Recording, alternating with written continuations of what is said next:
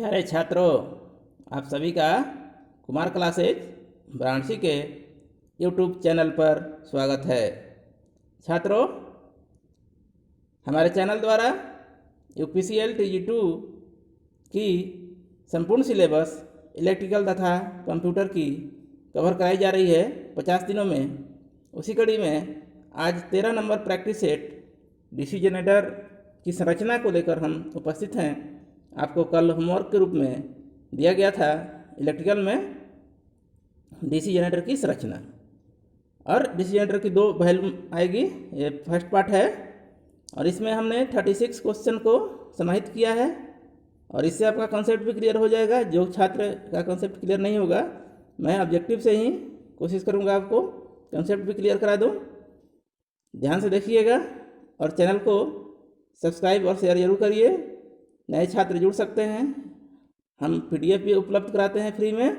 इसके लिए आपको हमारी वेबसाइट www.kumarclassesbns.com पर जाना होगा, वहाँ से डाउनलोड कर सकते हैं, या मेरे व्हाट्सएप नंबर 7752800510 पर कमेंट करके भी आप प्राप्त कर सकते हैं।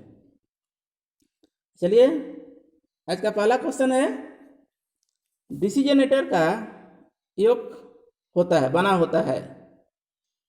तो योग समझिए, योग क्या होता है। तो देखिए, डीसी जनरेटर का जो बाहरी बॉडी होता है, बाहरी भाग होता है, वो भी क्या कहलाता है, उसको योग कहा जाता है। और यह किसका बना होता है, कास्ट आयरन का कि कास्ट स्टील का कि फाइबर का कि सभी का। तो क्या होगा आंसर, ऑप्शन ए होगा, कास्ट आयरन का। जनरली कास्ट आयरन का बना होता है। अब एक आध क्वेश्चन कर लेते हैं, इसके बाद मैं कॉन्सेप्ट भी क्लियर करूंगा आपको कहाँ क्या आंसर आपको देना है। आप क्वेश्चन अगर पूछ दिया आपसे, 2 नंबर क्वेश्चन है कि बड़े आकार का डीसी जनरेटर का योग बना होता है, यानी बॉडी बनी होती है किसका, कास्ट आयरन का, कास्ट स्टील का, एल्युमिनियम का कि बैकलाइट का। तो क्या आंसर हो जाएगा हमारा, कास्ट स्टील का। अब देखिए, अगर क्वेश्चन एक ही है, समान रूप से क्या होता है, जनरली प्रायः बड़े और मध्यम आकार के डीसी जनरेटर के या डीसी मोटर के कंस्ट्रक्शन दोनों सेम होता है। ठीक है, डीसी जनरेटर और मोटर में कोई चेंज नहीं होता है कंस्ट्रक्शन में। तो जनरली मशीन पूछता है या मोटर पूछता है या जनरेटर पूछता है, तीनों का आंसर एक ही है। तो अगर क्वेश्चन पूछता है आपसे कि डीसी जनरेटर के या डीसी मोटर के या डीसी मशीन के योग को क्या कहते हैं, बॉडी, या योग या बॉडी किसका बना होता है, आंसर होगा हमारा कास्ट आयरन। लेकिन वहीं अगर बड़े आकार का कहेगा, तो बड़े आकार का कहेगा तो क्या आंसर होगा हमारा, कास्ट स्टील होगा। ठीक है, अगर क्वेश्चन ये पूछे जाए छोटे आकार का क्या होगा, तो छोटे आकार का कास्ट आयरन होगा। उम्मीद करते हैं समझ में आ गया होगा आपको। चलिए, अब 3 नंबर क्वेश्चन है कि डायनेमो का योग बना होता है, कास्ट आयरन का, एल्युमिनियम का, फाइबर का, स्टील का। तो इसका आंसर होगा क्या, कास्ट आयरन। क्योंकि डायनेमो क्या है, डायनेमो में भी एक जनरेटर है और छोटे आकार का जनरेटर है। तो छोटे आकार के जनरेटर को क्या कहते हैं, हम डायनेमो कहते हैं, और इसलिए इसका भी आंसर क्या हो जाएगा, कास्ट आयरन। तो 4 क्वेश्चन हो गया, समझ गए आप। पहला क्वेश्चन पूछा जा सकता है आपसे कि छोटे आकार के जनरेटर का योग अथवा बॉडी कास्ट आयरन का, बड़े आकार का तो क्या आंसर देंगे हम, स्टील का। और सामान्य रूप से पूछा जाए, कुछ नहीं कहा है, तब भी क्या होगा, कास्ट आयरन होगा। और डायनेमो क्या है, एक छोटा जनरेटर है, इसलिए इसका आंसर क्या होगा, कास्ट आयरन होगा। 4 नंबर क्वेश्चन है, डीसी जनरेटर में न्यूनतम पोलों की संख्या होती है। न्यूनतम पोलों की संख्या कितनी होती है, 1, 2, 4, 8।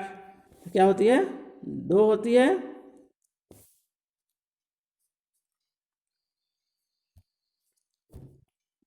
पाँच नंबर क्वेश्चन है, डीसी जनरेटर के फील्ड पोल बने होते हैं कास्ट आयरन के, कास्ट स्टील के, तांबा का, माइका का, जस्ता का। तो क्या होगा, कास्ट स्टील या कास्ट आयरन या सिलिकॉन स्टील, तीनों दिया रहता है। ठीक है। 6 नंबर क्वेश्चन है, डीसी जनरेटर के फील्ड पोल किसके द्वारा योक पर माउंट किया जाता है? वेल्डिंग द्वारा, स्क्रू के द्वारा, बोल्ट के द्वारा कि ब्रेजिंग के द्वारा? तो क्या होता है? बोल्ट के द्वारा। देखिए क्या होता है, थोड़ा सा कंस्ट्रक्शन समझ लीजिए।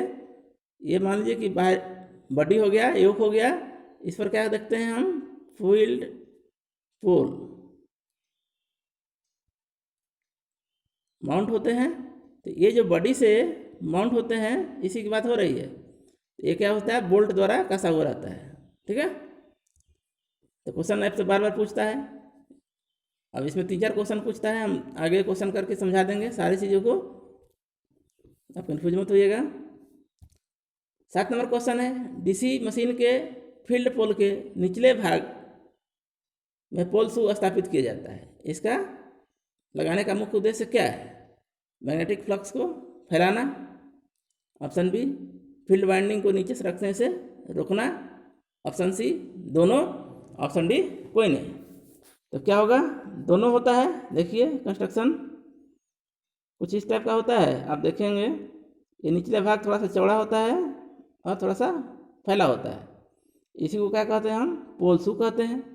तो पोल शू का जो कार्य है, एक तो क्या है, जो फ्लक्स इसमें उत्पन्न हुआ मैग्नेटिक फ्लक्स, उसको क्या करता है? ये फैलाता है। और दूसरा जो इस पर पोल पर काम करते हैं, वाइंडिंग करते हैं। जो पोल होता है उस पर क्या होता है? ये पोल क्या है? एक मैग्नेट बनाने के लिए करते हैं। तो हम मैग्नेट चैप्टर में पढ़े हैं, मैग्नेट बनाने के लिए क्या करते हैं? एक सोलेनोइड पर हम कॉइल लपेटते हैं। तो इसीलिए अगर इस पर ऊपर से हम लपटे हैं, अगर नीचे चौड़ा नहीं रहेगा तो क्या होगा? सरक सकता है। इसलिए दोनों काम करता है। तो क्वेश्चन ध्यान से सुनिएगा, क्वेश्चन भी पूछ सकता है आपको अलग से भी।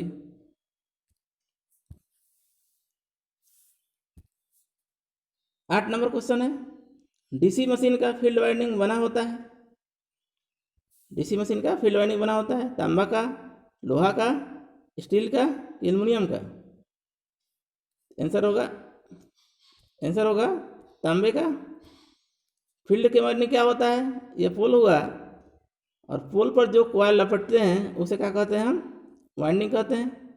वाइंडिंग का मतलब क्या है? कई कॉइल के टर्न्स को मिलाकर क्या कहते हैं हम? वाइंडिंग कहते हैं। तो वाइंडिंग में तार किसका बना होता है? तांबे का। और क्या होता है? एनामिल्ड होता है कि उसमें शॉर्ट सर्किट ना हो। अच्छा लग रहा होता है वार्निश का। 9 नंबर क्वेश्चन है, डीसी फील्ड मशीन के फील्ड पोल के कोर तांबे का बना दिया जाए तो क्या होगा? अब देखिए क्वेश्चन कह रहा है, ये जो फील्ड हम बनाए हैं, ठीक है, ये किसका बना था? पहले हम देखें, कास्ट आयरन का या बना होता है, या कास्ट स्टील का या सिलिकॉन स्टील का बना होता है जनरली रूप से। अगर कह रहा है कि इसको हम तांबा का बना दें तो क्या होगा? मैग्नेटिक फ्लक्स बहुत ज़्यादा उत्पन्न हो जाएगा, कि मशीन की दक्षता बढ़ जाएगी, कि मशीन की गति बढ़ जाएगी, कि डी ऑप्शन है। डी ऑप्शन है कि मैग्नेटिक फ्लक्स का निर्माण नहीं हो पाएगा। तो आंसर क्या होगा? डी होगा, मैग्नेटिक फ्लक्स का निर्माण नहीं हो पाएगा। क्यों नहीं हो पाएगा इसको समझिए। क्योंकि जो फील्ड वाइंडिंग का कार्य है कि इसको हम बाहरी सोर्स से जब सप्लाई देते हैं तो ये एक मैग्नेटिक फ्लक्स उत्पन्न करता है। अगर हम इसको तांबे का बना दिया जाए तो तांबा क्या है? तांबा तो पैरामैग्नेटिक मटेरियल है। तांबा का क्या होता है? कम होगा परमिबिलिटी। जब कम होगा तो फ्लक्स ही उत्पन्न नहीं कर पाएगा। तो फ्लक्स उत्पन्न जब नहीं करेगा तो मशीन क्या होगी? चालू ही नहीं हो पाएगी। तो इसलिए क्या होगा? मैग्नेटिक फ्लक्स का निर्माण नहीं हो पाएगा। आंसर क्या हो जाएगा हमारा? ऐसा मत समझिए कि तांबा महंगा है तो अच्छा काम करने लगेगा, अच्छा नहीं कर पाएगा, ठीक ना। 10 नंबर क्वेश्चन है, डीसी मशीन में इंटरपोल की संख्या होती है। डीसी मशीन में इंटरपोल की संख्या होती है फील्ड पोल के बराबर, फील्ड पोल की दुगना, फील्ड पोल के आधा, ये सभी सही है। अब देखिए पहला तो ये जानिए कि इंटरपोल लगता कहाँ है। तो इंटरपोल दो पोलों के बीच में एक छोटा सा पोल लगाते हैं, उसे हम कहते हैं इंटरपोल। ठीक है, दो पोलों के बीच में छोटा सा पोल लगाते हैं, उसे कहते हैं इंटरपोल। अब पोलों की संख्या कितनी होगी, तो जितना फील्ड पोल होगा उतना ही होगा। ठीक है, आंसर क्या होगा, फील्ड पोल के बराबर। 11 नंबर क्वेश्चन है, इंटरपोल की प्रकृति होती है अपने आगे वाले पोल के समान, अपने पीछे वाले पोल के समान कि निर्धारित नहीं होता है। अभी हमने जाना कि फील्ड पोल इंटरपोल कहाँ प्रयोग होता है, दो पोलों के बीच में होता है। और हम यह भी जानते हैं जो पोल होता है, एक नॉर्थ होता है एक साउथ होता है। ये नॉर्थ है तो ये साउथ है, या ये साउथ है तो ये नॉर्थ है। और ये किस पर निर्भर करता है, ये करंट के बहने की दिशा पर निर्भर करता है, क्लॉकवाइज कि एंटी क्लॉकवाइज। हम जानते हैं कि चुंबक में क्या होता है, फ्लक्स बाहर बाहर उत्तर से दक्षिण की ओर और अंदर अंदर दक्षिण से उत्तर की ओर बहता है। तो अब यहाँ सवाल उठता है कि कह रहा है कि इंटरपोल जो लगाएंगे इसमें कौन नॉर्थ और साउथ होगा। तो कह रहा है कि अपने आगे वाले पोल के समान होगा कि पीछे वाले का होगा, निर्धारित नहीं किया जा सकता है। तो आंसर होगा क्या, अपने आगे वाले के समान। ऑब्जेक्टिव में ही पूछेगा आपसे, लेकिन कंसेप्ट को समझ लिए कि कौन आगे वाला, कैसे जानेंगे कौन आगे है कौन पीछे है, इसमें तो नंबरिंग किया हुआ नहीं है। तो जिधर मैग्नेटिक फ्लक्स घूम रहा होगा, अगर क्लॉकवाइज घूम रहा होगा तो क्लॉकवाइज के अनुसार आगे, और एंटी क्लॉकवाइज घूम रहा होगा तो एंटी क्लॉकवाइज के अनुसार आगे। 12 नंबर क्वेश्चन है, आर्मेचर कोर में स्लॉट्स बने होते हैं, close type, semi close type, open type, सभी टाइप। अब आर्मेचर की बात हो रही है तो चूँकि देखते होंगे आर्मेचर क्या होता है, आपको इस टाइप का होता है और एक घूमने वाला पार्ट है, इस पर स्लॉट बनाते हैं। स्लॉट मतलब खांचा, खांचा बने होते हैं। तो ये तीनों टाइप का बना होता है। आंसर क्या होगा, डी। सेमी क्लोज भी होता है, क्लोज भी होता है और ओपन भी होता है। तो आंसर को है कि कैसे बने होते हैं, तो तीनों टाइप के बने होते हैं। आगे हम क्वेश्चन देखेंगे कि हम क्यों कहाँ क्या बनाते हैं। ठीक है, अब क्वेश्चन पूछ रहा है अगला 13 नंबर क्वेश्चन है कि जो स्लॉट बनाते हैं उसका बनाने का उद्देश्य क्या होता है। आर्मेचर कोर को हल्का करना, आर्मेचर वाइंडिंग का स्थापित करना, कि दोनों। तो दोनों होता है, क्योंकि आर्मेचर में भी वाइंडिंग होता है। आर्मेचर वाइंडिंग का कार्य क्या है कि जो फील्ड द्वारा फ्लक्स, अब इसके ये किसके बीच है, ये फील्ड के बीच है। फील्ड में क्या उत्पन्न हुआ, फ्लक्स हुआ। तो जब हम जानते हैं फैराडे के इलेक्ट्रोस्टैटिक्स नियम क्या कहता है कि जब कोई कंडक्टर किसी मैग्नेटिक फील्ड में घुमाते हैं तो क्या होता है, उसके कॉइल में ईएमएफ उत्पन्न हो जाता है। तो जब इसको हम किसी यांत्रिक शक्ति से घुमाते हैं, यहाँ कंडक्टर है तो क्या होता है, इसमें एक ईएमएफ उत्पन्न होता है। ठीक है, और ये नियम कौन बताता है, फैराडे के प्रथम नियम, फैराडे के विद्युत चुम्बकीय प्रेरण नियम। इसीलिए कहा भी जाता है कि डीसी जनरेटर किस सिद्धांत पर कार्य करता है, तो फैराडे के विद्युत चुम्बकीय सिद्धांत पर कार्य करता है। तो ये बनाने का, चूंकि ये घूमने वाला भाग है, ये हल्का नहीं होगा तो क्या होगा, हमको बहुत ज़्यादा यांत्रिक शक्ति लगानी पड़ेगी, और यांत्रिक शक्ति ज़्यादा लगाएंगे तो लॉसेज ज़्यादा हो जाएगा हमारा। तो दोनों उद्देश्य से बनाया जाता है, क्या, ये हल्का भी करने के लिए, और इसी हल्का का फायदा उठाया जाता है। यहाँ पर वाइंडिंग इसमें कर दिया जाता है जिससे सुरक्षित रहता है, घूमने से गिरने का डर नहीं रहता है। आंसर क्या होगा, डी होगा। 14 नंबर क्वेश्चन है, ढलवा लोहा कास्ट आयरन से डीसी जनरेटर का योग बनाया जाता है, क्यों बनाया जाता है, पीतल का क्यों नहीं बना दिया जाता है। ठीक है, और किसी का क्यों नहीं बना दिया जाता है। तो क्या कहता है, ऑप्शन ए, यह मशीनों की आंतरिक सुरक्षा देता है, यह सस्ता होता है, यह चुंबकीय फ्लक्स पथ पूरा करता है। सभी सही है, तो सभी सही है। देखिए क्या करता है, बाहरी आवरण है इसलिए किसी भी बाहरी आघात से बचाता है। और कास्ट आयरन मतलब होता है ढलवा लोहा। ढलवा लोहा स्टील वगैरह से सस्ता होता है। ठीक है, और यह चुंबकीय फ्लक्स पूरा भी करता है, क्योंकि क्या है, ये फेरोमैग्नेटिक मटेरियल है। अब इस बड़े, हम पहले भी बता चुके हैं कि बड़े अगर मशीन होगा तो वहाँ क्या होगा, स्टील का प्रयोग हम करते हैं, लेकिन सामान्य रूप से कास्ट आयरन का प्रयोग किया जाता है। अब क्वेश्चन पूछता है कि डीसी पोल शू पुल के साथ किसके द्वारा जुड़ा होता है। अभी हम देखे थे कि बोल्ट द्वारा कौन जुड़ा था, ये जुड़ा था, ठीक है। जो पोल कोर था वो बोल्ट द्वारा बॉडी से जुड़ा था। अब इसके नीचे क्या है, चौड़ा भाग है, इसको पोल शू कहते हैं। ये किसके द्वारा जुड़ा है, तो रिविट किया हुआ आता है, स्क्रू होता है, कि ब्रेजिंग होता है, कि वेल्डिंग होता है। तो आंसर क्या होगा, स्क्रू। कंफ्यूज मत होइएगा, ध्यान रखिएगा। अगर पोल कोर पूछे तो बोल्ट द्वारा वो कहाँ माउंट होता है, बॉडी पर माउंट होता है, योक पर माउंट होता है। पोल शू कहाँ माउंट होता है, तो पोल कोर पर माउंट होता है, और किसके द्वारा होता है, स्क्रू द्वारा होता है। यहाँ कंफ्यूज नहीं होना है, ध्यान से दोनों क्वेश्चन देखिएगा। पिछला क्वेश्चन भी है, यहाँ भी है।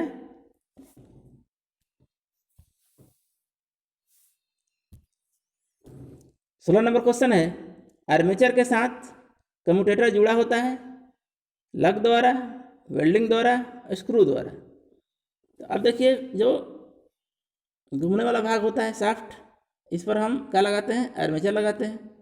और आर्मेचर के बाद इसके सटा हुआ क्या लगते हैं, एक कम्यूटेटर लगा होता है। तो कम्यूटेटर और इसके बीच कनेक्शन जुड़ा जो रहता है वो किसके द्वारा जुड़ा रहता है, लग द्वारा, कि वेल्डिंग द्वारा, कि स्क्रू द्वारा। तो आंसर होगा लग द्वारा। लग क्या होता है, तो इसमें कुछ कंडक्टर्स होते हैं, दोनों कंडक्टर्स होता है, इस कंडक्टर को इसके साथ माउंट करना होता है।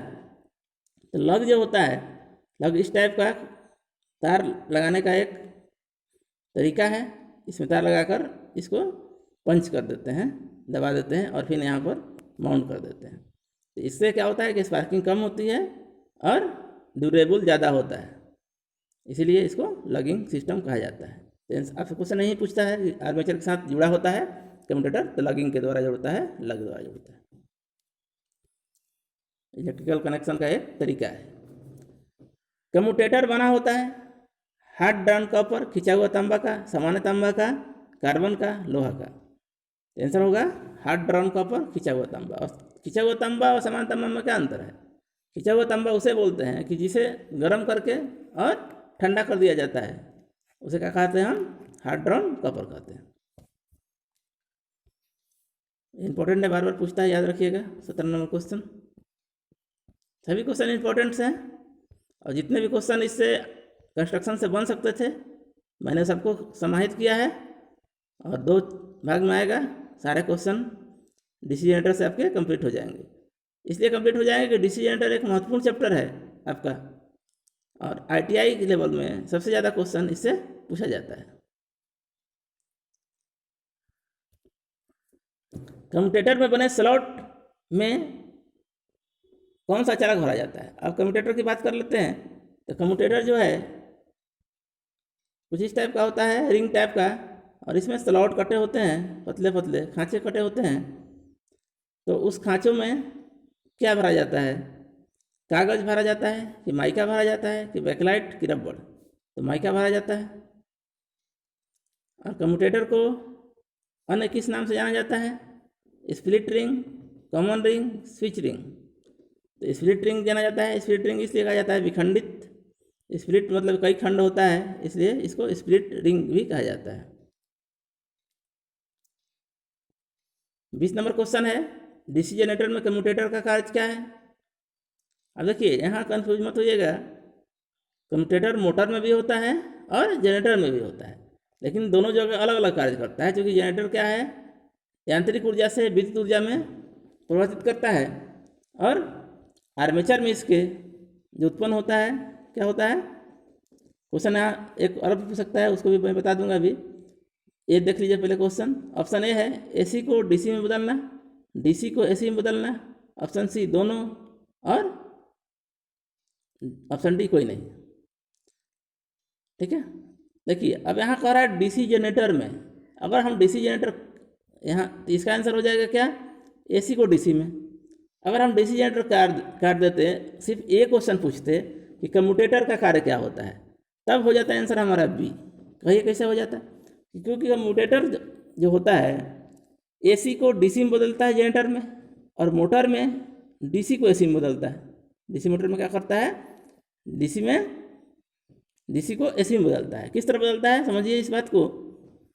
होता क्या है कि चूँकि आर्मेचर में क्या होता है, AC उत्पन्न होता है और हमको आउटपुट चाहिए क्या, DC। इसीलिए आर्मेचर के साथ क्या लगाते हैं हम लोग, कम्यूटेटर लगाते हैं। और कम्यूटेटर अपने स्प्लिट रिंग के माध्यम से क्या करता है, इसको DC में कन्वर्ट करता है और ब्रश के सहारे हम आउटपुट DC प्राप्त करते हैं। ये पूरा मैकेनिज्म है। दूसरा यही उल्टा होता है जनरेटर में, मोटर में क्या होता है कि मोटर में हमें विद्युत ऊर्जा को यांत्रिक ऊर्जा में बदलना होता है। यानी इनपुट हमारा क्या होता है, DC हम देते हैं और ब्रश के सहारे किसको देते हैं, कम्यूटेटर को देते हैं। और कम्यूटेटर इसको AC में बदलकर क्या करता है, आर्मेचर को सप्लाई करता है। तो क्वेश्चन जब अब यहाँ देखिए कन्फ्यूज लड़के हो जाते हैं, बहुत बार गलती कर देते हैं। इस बारीकी को समझ लीजिएगा कि क्वेश्चन आपसे पूछा जाए कि DC जनरेटर में कम्यूटेटर का कार्य, तो क्या होगा, AC को DC में बदलना है। क्वेश्चन पूछा जाए DC मोटर में कम्यूटेटर का कार्य, तो क्या होगा, DC को AC में बदलना। और कुछ नहीं पूछे, सिर्फ कम्यूटेटर का कार्य पूछे, तब AC को DC में बदलना और DC को AC में बदलना। ठीक है, उम्मीद करते हैं आप समझ गए होंगे।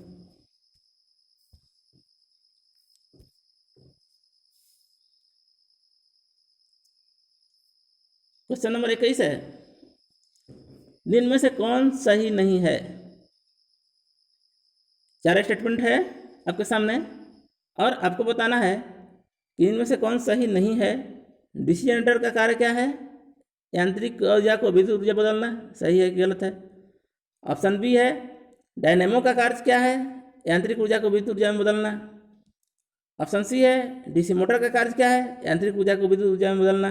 ऑप्शन डी है, DC मोटर का कार्य है विद्युत ऊर्जा को यांत्रिक ऊर्जा में बदलना। तो सही नहीं है, तो पहला सही है, DC जनरेटर का कार्य क्या है, यांत्रिक ऊर्जा को विद्युत ऊर्जा में बदलना। और डायनेमो भी क्या है, एक छोटा जनरेटर होता है, पहले हमने डिस्कस किया। तो इसका भी कार्य क्या हो जाएगा, यांत्रिक ऊर्जा को विद्युत ऊर्जा में बदलना। और ऑप्शन सी है, DC मोटर का कार्य क्या है, तो DC मोटर का कार्य यांत्रिक ऊर्जा को विद्युत ऊर्जा में बदलना नहीं है। इसका कार्य क्या है, मोटर का कार्य विद्युत ऊर्जा को यांत्रिक ऊर्जा में बदलना। तो ये सही है, गलत कौन हो गया, सी। आंसर क्या हो जाएगा हमारा, सी। ठीक है,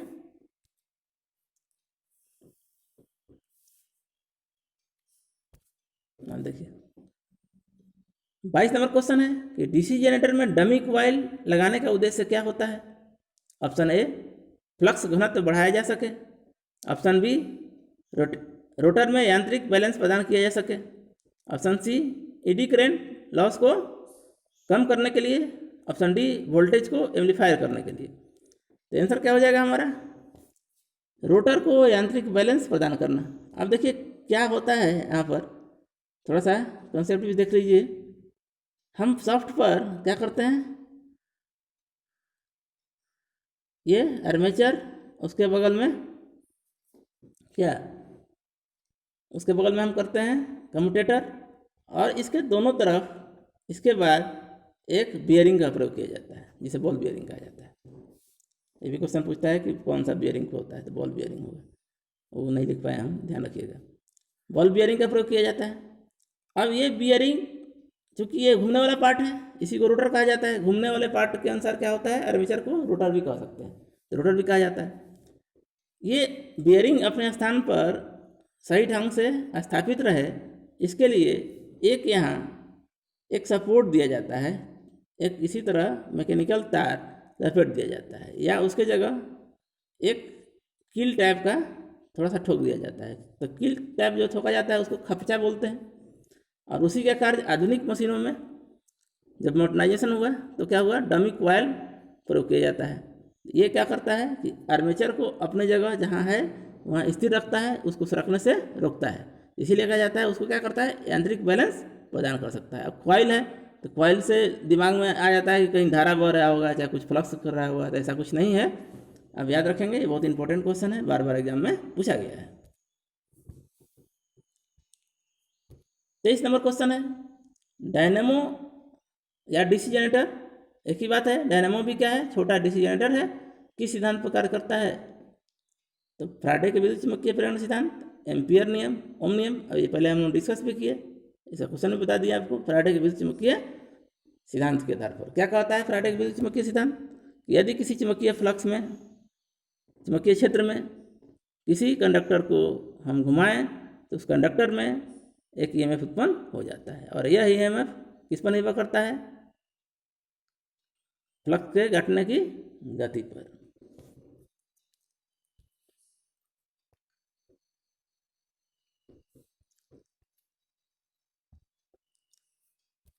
चौबीस नंबर क्वेश्चन है, निम्न में से डीसी जनरेटर के स्टेटर का भाग नहीं है। अब स्टेटर किसे कहते हैं भाई?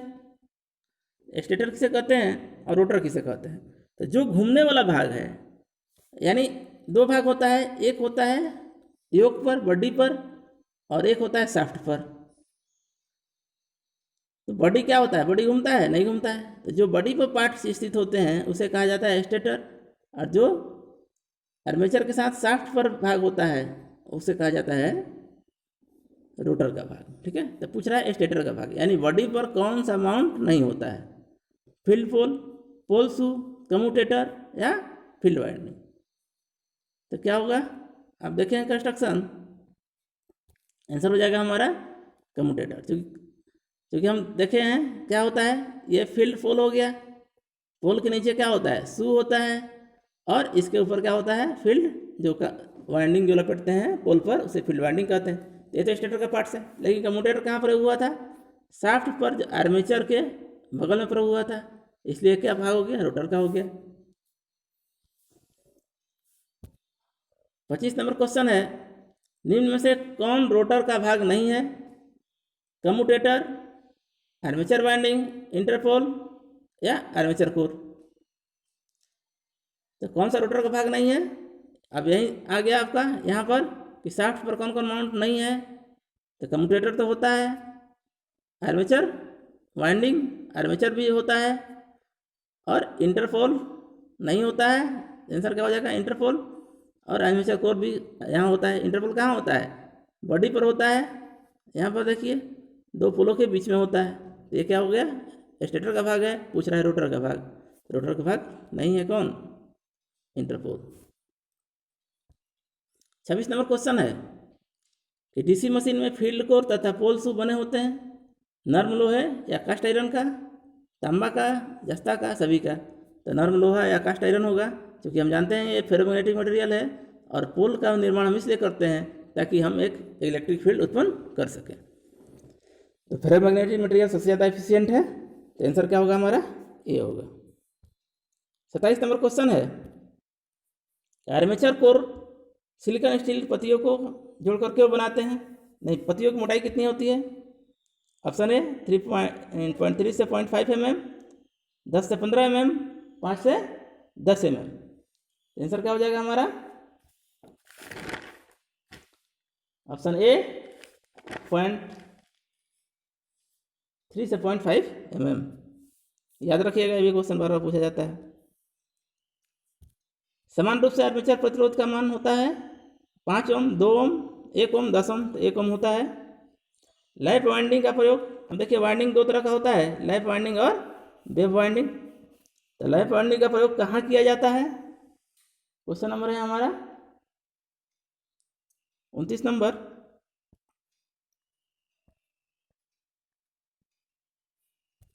लैप वाइंडिंग का प्रयोग कहाँ किया जाता है? उच्च धारा, उच्च वोल्टेज, उच्च धारा तथा निम्न वोल्टेज, और हाई वोल्टेज तथा निम्न करंट। आंसर होगा उच्च धारा तथा निम्न वोल्टेज। आंसर का बी।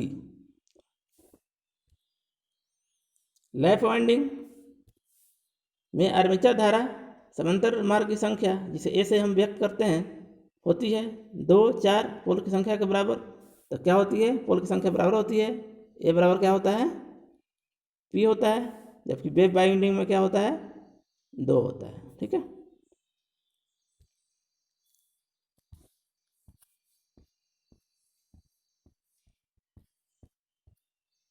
इकतीस नंबर है क्वेश्चन। कम्यूटेटर आर्मेचर के साथ जुड़ा होता है सीरीज में, समानांतर में, दोनों में कोई नहीं, तो सीरीज में जुड़ा होता है।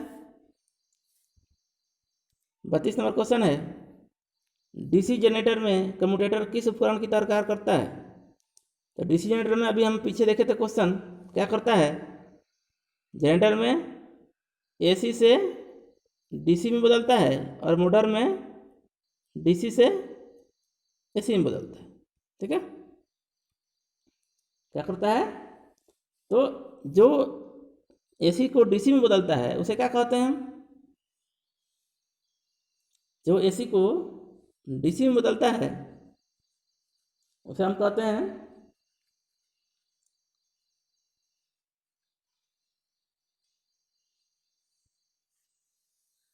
एम्पलीफायर। एम्पलीफायर एम्पलीफायर कहते हैं। और चूँकि यहाँ क्या करता है, घूमता रहता है, इसलिए इसको रोटेटिंग एम्पलीफायर कहा जाता है। आंसर क्या होगा हमारा 32 का बी। और यही मोटर में अगर पूछता तो क्या आंसर होता? Mechanical inverter. मोटर में क्या होता है आंसर? Mechanical inverter. याद रखिएगा, दोनों तुलना करके पढ़ेंगे तो जल्दी याद होगा आपको।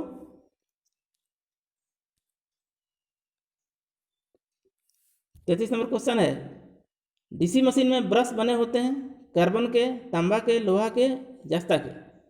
तो कार्बन के बने होते हैं, इसलिए कार्बन के बने होते हैं कि कार्बन क्या होता है, एक नर्म होता है और यह कम्यूटेटर पर खींचता है ब्रश, तो कम्यूटेटर पर क्या होगा, उसको ख़राब नहीं करेगा।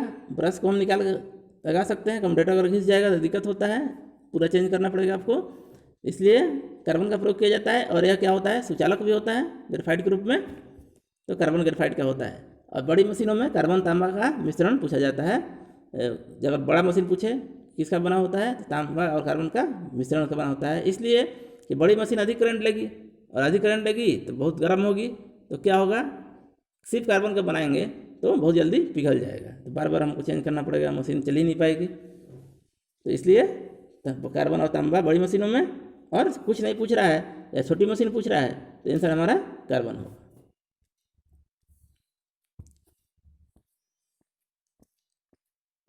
चौंतीस नंबर क्वेश्चन है,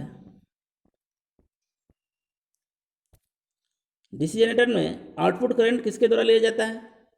कम्यूटेटर, ब्रश, आर्मेचर, इनमें से कोई नहीं। तो देखिए क्या होता है, हम जब लगाते हैं आर्मेचर, इसके बाद कम्यूटेटर, और ब्रश क्या होता है, यहाँ पर टकराते रहता है और बाहरी इससे लोड जुड़ा होता है। तो बाहरी सप्लाई किसके हुआ, ब्रश से हुआ। तो आंसर क्या हो जाए हमारा ब्रश। 35 नंबर क्वेश्चन है, आर्मेचर कोर की पत्तियों सिलिकॉन से लेमिनेट क्यों बनाया जाता है? जब आर्मेचर आप बनाते हैं तो यहाँ क्या होता है, पत्तियाँ होती हैं जो सिलिकॉन लेमिनेटेड होती है। तो इसका मुख्य कारण क्या है, ईडी करंट को कम करना, कॉपर लॉस को कम करना, पत्तियों को मोटा करने के लिए, आग से बचाने के लिए, तो एडी करंट लॉस करने के लिए।